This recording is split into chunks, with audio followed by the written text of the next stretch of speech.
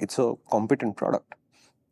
Wow. And I know manufacturers who have tried their hand at the 100cc motorcycle before through the years when the Splendor was the target for everybody. And it's not an easy motorcycle to get right. Cracking sales is a whole different thing. I'm saying even the idea that it's just a 100cc bike with a single cylinder engine, how hard could it be? Even that defeated a lot of people because a lot of cost efficiency has to be created, because remember, this bike is 70,000 rupees ex showroom. Wow. Oh, wow. Right? So it's a very, very inexpensive motorcycle from that perspective. This must be made in very large numbers because the hope is that it rivals the Splendor. Correct. Splendor's at 4 lakh units. So Honda would have planned it saying, if we were to achieve that success, then it has to be producible in those numbers. Do you know what the Splendor costs? Offhand? So, similar. It's about 6,000 rupees more.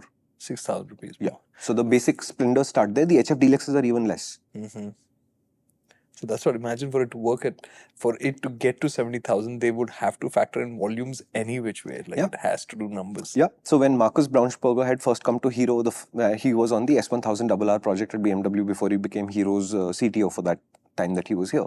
And he's like, what I was blown away by is the fact that the production line and the engineering is geared towards producing a complete motorcycle every 17 seconds. He's like, you think that 200 bhp is a challenge, so titanium valves and all of this drama is going on? Yeah, that's a challenge, sure. But having to produce a motorcycle design, validate and verify, knowing that finally every 17 seconds one of these will be produced is a whole different kind of challenge. So we have become, I don't know, blasé about 100cc motorcycles in some ways, saying, yeah, okay, I mean, it's a basic scooter. Like you don't look at the Activa as an engineering achievement in that sense. But underneath, the rate at which these bikes are being made in a factory somewhere. This is cheaper than an Activa. Yeah. All right. Yeah. Not by much, but yeah. Wow. And I remember Rajiv Bajaj once telling me it is less expensive to make motorcycles than an equivalent scooter for sure. Scooters are slightly more expensive to manufacture also. So you shouldn't be surprised by it. It can be done. Definitely more panels on a scooter. Okay. No, that's the core of how the motorcycle feels to ride. It's very, very nice to ride. It's very pleasant. I was not bored, which I was honestly, I was like, okay, I'll ride it for 2 days and I will know. But no, on the third day, I was still excited to ride it. And I had a lot of fun riding it too in traffic. Didn't go out on the highway. It's not going to do well there. If you have 100, you need to go out on the highway. All of them will do roughly the same amount of work. If you are looking to go on the highway, then maybe you should be looking, as I've always said, higher and higher until you can get to the 40 bhp class, which I think they do the highway authoritatively. There is no doubt in my mind about that.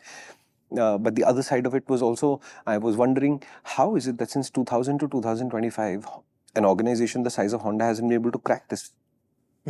What looks like a cheap little nugget, as it were, of the market, right? Where the Splendor continues to do 1.5, 2 lakh units a month, no matter what. And this bike barely does 20K a month. And the more I think about it, the more obviously inertia is involved, right? Once you have a Splendor, then you want to have another Splendor. That makes the job really hard for rivals. Yeah. But on the other side, I also wonder if going up against the rival for the last 25 years has taught a whole bunch of manufacturers that this is not a very productive use of time. So Bajaj exited trying to play this game. TVS more or less doesn't really play this game, etc.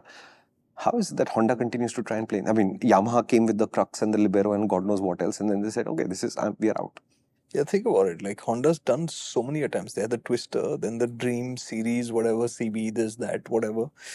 The only one that stuck out and stuck around was the Shine. Yeah. And if you think about it, the Shine came out as a 125 when hundreds were still the main business. So they broke a new ground there. Yeah. And they did a great product, straight up, simple, worked. And it's taken, and back then I remember recommending the Shine to people and people would be like, Super Splendor, fine, right. But today, like, that has caught up, right? Yeah, and at that point of time, I think the Shine 125 appeared to be a superior quality product overall than what was going on in the market. And in that sense, when the first Activa came out also, we were blown away by how high quality that first Activa was. Right. And I think it's the erosion of those values in some ways that has affected these products. There's a market leader sitting there, and competing against a market leader, honestly, it cannot be done. There are theses written on the idea that if a person or a brand or a company owns a particular space, going right up against them, they're going to win. Odds are. They took them on with the Activa anyways. So this is just another flank attack, so to speak. Yeah. 3 reasons to download the MotorInc app. First, the MotorInc app is free. Second, signing up on the MotorInc app is free. And on the MotorInc app, Disconnect Season 3 is also free.